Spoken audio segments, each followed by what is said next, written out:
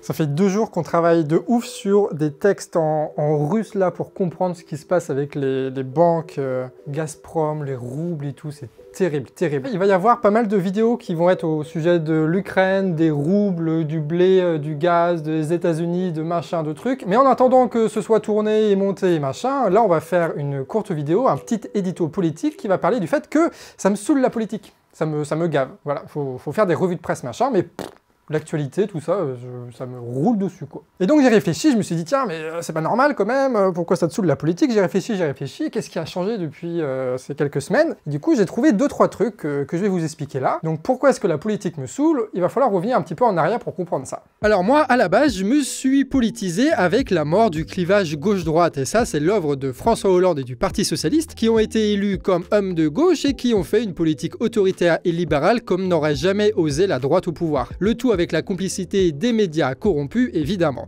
C'est cette trahison qui a tué la gauche. Réaction à ça, on ne se place pas sur le clivage gauche-droite qui n'a pour nous plus aucun sens, mais sur un clivage qui est beaucoup plus compréhensible, c'est le peuple contre l'élite. Sous-entendu, l'élite politique et médiatique. Évidemment, on ne regarde plus la télé, mais on reste sur Internet et on écoute des dizaines d'intellectuels différents qui nous nourrissent tous. On ne rejoint aucun parti, mais par la force des choses, on rejoint ce drôle de mouvement d'éducation populaire qui est en train de se créer à partir de quelques vidéos sur YouTube. Et si on le fait, c'est parce qu'on ne trouve aucune solution crédible, viable dans le système institutionnel. Et vu qu'il y a des injustices, eh ben, il faut qu'on entreprenne des choses si on veut véritablement que ça change. Face à Hollande, on imposait le mouvement constituant, ou la contestation de la loi travail qui dépassait largement le cadre syndical, et bien sûr, on a organisé Nuit debout. D'ailleurs, à Laval, pour la petite histoire, on avait créé un groupe qui s'appelait l'Avalanche populaire, marrant, et on n'avait que 3 revendications, l'abrogation de la loi travail, la fin de l'état d'urgence et l'instauration du référendum d'initiative populaire, qui était le nom à l'époque du référendum d'initiative citoyenne. Moi, ça me fait toujours marrer comment les choses changent sans jamais vraiment changer, en fait. Ce mouvement populiste s'articule autour du peuple, donc du pouvoir du peuple, donc de la démocratie, une démocratie qu'on oppose à l'oligarchie que nous avons en France. Et dans l'absence de débouchés politiques, notre populisme, il est dégagiste, c'est-à-dire qu'on dénonce les élites sans réellement s'organiser pour leur prendre le pouvoir. Et quelques mois plus tard, c'est l'élection présidentielle de 2017, et le mouvement populiste est incarné par 2 forces distinctes. D'un côté, il y a le Rassemblement national dans sa culture conservatrice, qui a depuis longtemps un discours populiste, sans la radicalité des institutions comme il y a en Amérique latine, et avec un discours économique qui est devenu libéral avec les années. Eux, ils n'ont jamais emmené avec eux un mouvement social, et en face d'eux, tu as la France insoumise, qui refuse eux aussi le clivage gauche-droite, en tout cas à l'époque, puisque ce dernier a été rendu toxique par François Hollande. Il articule alors son programme dans un tout nouveau clivage qui est apparu, le populisme, le peuple contre les élites, et ça autour de la question de la démocratie via sa nouvelle constituante. L'antisystème avait trouvé 2 débouchés, des débouchés qui échouent, et c'est Macron qui est élu. Et il est élu avec un certain engouement. Étrangement, Macron, lui aussi, est le produit d'un certain dégagisme bourgeois. Il représente le renouveau de l'élite du pays, et il se mettait lui aussi au-dessus du clivage gauche-droite, et il annonçait par exemple exercer un pouvoir par la société civile, etc. etc. Sauf qu'évidemment, il va faire une politique violente, autoritaire et libérale à fond, quoi. Mais sans se revendiquer de gauche ou de droite, jamais, préférant poser le clivage entre les Français qui réussissent et ceux qui ne sont rien, entre les riches et les pauvres, entre les entreprenants et les feignants. Sauf que nous, on n'avait pas d'opposition au Parlement capable de faire voter les lois ou de changer réellement les choses. Et Macron, il commençait à prendre les pleins pouvoirs, tu vois, jour après jour, ça empirait. Et face à lui, t'avais une soumission totale des médias puisque tout venait de la même oligarchie. Sauf que les inégalités devenaient de plus en plus invivables, mettaient des millions de personnes dans la misère, et donc il fallait réagir. Il y a eu l'action de Macron et des oligarques pour nous faire de la merde, et il y a eu la réaction du mouvement social, les Gilets jaunes. Un pur mouvement populiste qui oppose le peuple contre l'élite, et même plus précisément contre la bourgeoisie, qu'elle soit de gauche ou de droite. Tout ce beau monde réuni autour d'une revendication unique, le RIC, c'est-à-dire la démocratie. En gros, c'est Nuit debout, mais mieux foutu, avec des smicards qui ont pris le relais des étudiants écolos. Encore une fois, le mouvement populiste est né d'une colère et d'un besoin révolutionnaire qui ne pouvait pas s'exprimer autrement que par la rue. Un mouvement qui s'est donné comme mission de combattre un pouvoir qui semble hégémonique à ce moment-là. Et on se devait de le faire parce que si nous, on le faisait pas, personne ne l'aurait fait. En fait, ça crée un nouveau cadre. La détestation de Macron permet de se parler, de s'organiser, de faire naître le conflit des idées. Via l'antimacronisme, on parle en réalité de la démocratie, du socialisme, de l'antilibéralisme. On parle aussi des petits médias indépendants qui lancent leur financement participatif pour constituer un bloc de résistance face aux médias de masse et qui mettent le lien de leur cagnotte en description pour les spectateurs qui veulent les soutenir. Bref, sur les ronds-points, on n'est pas d'accord, oui, mais on se parle. On fait nos médias et surtout on fait vivre une nouvelle culture politique.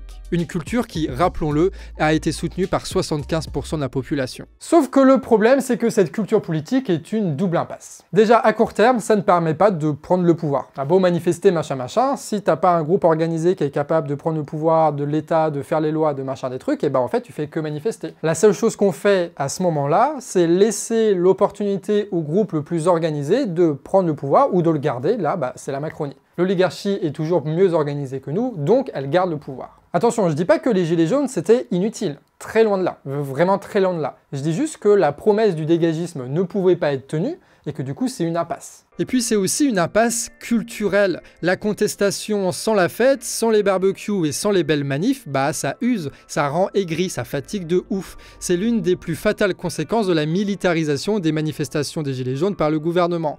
La politisation qui était hier une occasion de se renforcer avec les autres devient avec le temps un facteur d'isolement, de dépression ou de conflit.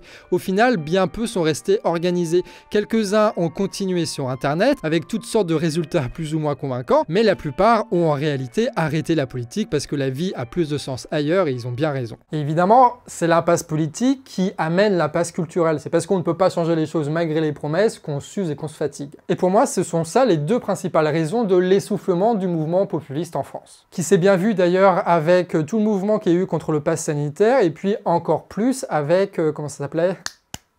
Avec les combats des libertés qui ont repris tous les codes des Gilets jaunes, mais qui n'ont pas emmené grand monde avec eux. Et c'est donc à ce moment-là, à ce moment précis de l'essoufflement du mouvement populiste, qu'est arrivée la présidentielle de 2022. Alors sans jamais vraiment de campagne, hein, parce que le système médiatique, tout ça tu connais, mais ça nous a quand même donné cette présidentielle une mesure fiable de ce qu'était devenu le paysage politique français.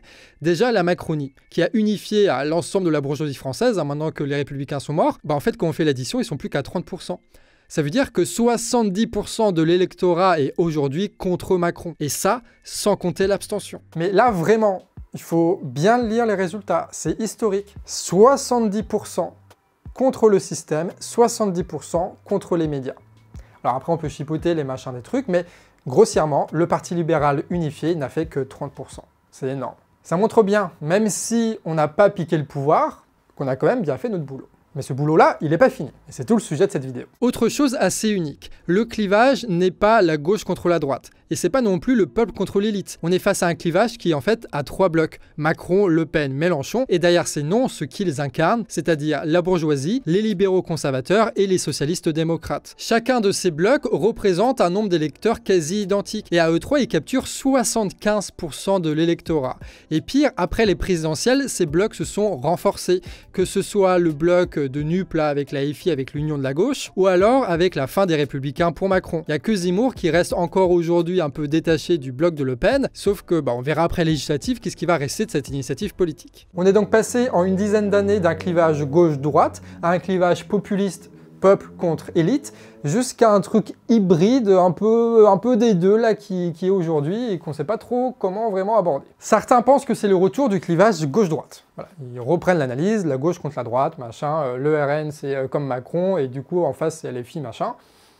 Moi, je suis pas très d'accord avec ça. Il y en a qui disent toujours le discours populiste contre élite, en disant que du coup, Mélenchon et Le Pen, c'est la même chose contre Macron. Je suis pas très d'accord avec ça. Je crois vraiment que la situation, elle a changé, que c'est plus un clivage gauche-droite, que c'est plus un clivage populiste, et que c'est autre chose, et qu'il faut s'y adapter. La leçon de tout ça, pour moi, c'est que l'antimacronisme a atteint ses limites. Aujourd'hui, ça ne sert plus à rien de cliver contre notre monarque, parce que ce qui nous intéresse, c'est comment est-ce qu'on dégage ce monarque-là, et par quoi on le remplace. C'est lié à l'impasse politique et culturelle du populisme, à notre fatigue et à l'absolue nécessité de changer les choses, vu que tout s'aggrave. Les injustices, la pauvreté, le climat, les guerres. Et je le remarque aussi chez les médias, chez les chaînes YouTube ou les militants, qui prennent tous des positions dans ce triple clivage, alors qu'il y a 2-3 ans, c'était pas si simple. Quelque chose de profond est en train, tranquillement, de changer la politique du pays. Et à mon avis, c'est quand même le signe d'une certaine maturité politique, Donc c'est bien, c'est cool, on évolue, on grandit, incroyable. Et c'est à peu près ce qu'on voit aussi en Amérique latine, tu vois, où des révoltes dégagistes se structurent en des mouvements réellement révolutionnaires et qui arrivent parfois à faire la révolution et à sortir des millions de personnes de la misère. Aujourd'hui, on a suffisamment étudié et on a suffisamment échangé pour avoir de véritables arguments et une véritable culture politique qui nous pousse non pas juste à être en désaccord avec Macron, mais à réellement opter pour une stratégie, pour une idéologie, même si elle est nouvelle, qui va nous permettre de réellement changer les choses. On est en train de passer de dégagiste à révolutionnaire, à mon avis, je le vois comme ça. Et c'est pas parce qu'on a commencé dégagiste qu'il faut rester dégagiste toute notre vie, surtout quand tout autour de nous, la société est en train de se transformer. Et les élections présidentielles le montrent bien. Ce qui est plutôt bon signe, parce que s'il faut qu'on reste toujours avec le même discours et la même stratégie, ça veut dire en fait que les choses ne changent pas, et ça veut dire qu'en fait on fait de la merde. Du coup, si les choses changent, ça montre aussi qu'on est efficace et du coup, il faut continuer à marcher. Parce que l'objectif, c'est pas juste de cultiver une opinion, mais de transformer la société. Sinon, on est sur Twitter. La société est en train de changer et nos opinions politiques avec, parce que notre opinion politique dépend de notre société. Et surtout, les élections montrent que nous sommes forts. Sans même compter les abstentionnistes, la contestation est à 70% contre l'idéologie libérale. C'est énorme, on est fort. Après, évidemment, c'est la période électorale qui veut ça, et peut-être que dans 2 mois, ça va changer. Mais quoi qu'il arrive, ça va changer durablement notre pays, ces législatives. Parce que ce soit Macron ou le NUP là qui gagne, bah ça va tout changer. Parce que d'un côté, on a le travail forcé pour le RSA, de l'autre côté, l'augmentation du SMIC. D'un côté, la retraite à 65 ans, de l'autre, la retraite à 60. Et donc, dans ce cas-là, est-ce qu'on va rester dégagiste comme on l'était en 2018, par exemple? Bah, pas forcément, ça va pas être la même chose. Sur certaines lois, on va plutôt être d'accord et soutenir le truc, tu vois, le SMIC à 1004, ça va être super cool. Par contre, par exemple, quand tu vas voir l'Europe qui va taper du pied avec les États-Unis là pour nous faire respecter des lois de merde pour pas nationaliser certaines entreprises ou certaines banques, bah là, peut-être que le gouvernement, il va faire un peu de la merde, tu vois, peut-être qu'ils vont reculer un petit peu trop, surtout que Macron, il va faire son anguille comme ça. Et du coup, à ce moment-là, il va falloir sortir les pancartes sur la désobéissance des traités et sur le Frexit, pour pouvoir véritablement profiter du conflit pour faire d'éducation populaire. Et donc à ce moment-là, c'est pas qu'on est contre le gouvernement, c'est qu'on agit pour qu'il prenne une certaine direction. Contrairement à Macron, qui est un mur sur lequel tu ne peux absolument rien faire. Le changement va provoquer des conflits sur lesquels on va pouvoir se baser, et surtout ça va nous donner envie d'aller plus loin. Parce que la politique va réussir à sortir de la misère énormément de personnes, on va pouvoir convaincre énormément de personnes de se mettre à la politique. Après, ça va pas être parfait, hein, c'est clair, mais ça va être une autre façon de militer qui va pas forcément être désagréable. Surtout quand on y pense que l'autre solution, c'est 50 Macron. Alors ça veut pas dire qu'on va devenir des mélenchonistes débiles au canard et que vous devez forcément vous engager dans une voie et devenir des militants un peu débiles. Non, non, non, vraiment. On reste désorganisé, hein, et on est politisé par Internet, donc on va toujours rester un peu flou. Et c'est tant mieux, parce que c'est pas parce qu'il y a un clivage nouveau dans la société qu'il faut forcément le prendre. C'est-à-dire qu'il faut réfléchir à partir de ça. Et le fait qu'on prenne pas forcément tous position, machin truc, bah en fait ça permet aussi de changer d'avis. Du coup, rien n'est fixé, donc on peut espérer plein de choses. Mais en tout cas, ce qui est sûr, c'est qu'aujourd'hui, l'antimacronisme ne suffit plus. D'où ma flemme de faire une revue de presse, je pense. Bref, pour moi, en tout cas, là, mon avis en ce moment, ça va peut-être changer plus tard, mais à mon avis en ce moment, l'objectif aujourd'hui, c'est de conquérir le pouvoir, de s'organiser pour conquérir véritablement le pouvoir, pour transformer véritablement la société et créer une culture politique qui est plus durable, qui est plus viable, qui est plus vitaliste. Histoire de ne pas finir en dépression sur Facebook, tu vois. Ça nous oblige à nous changer, nous, et ça, c'est pas forcément une mauvaise chose, c'est bien de changer. Alors, est-ce que ça veut dire qu'on va arrêter les revues de presse? Évidemment que non, voilà. Peut-être que ça va être plus Nina qui va les faire, les revues de presse. Mais surtout, on va essayer de faire les choses différemment. On va parler plus des émotions, on va parler plus des belles initiatives, et on va parler aussi et rentrer dans les clivages qu'il y a entre les dégagistes.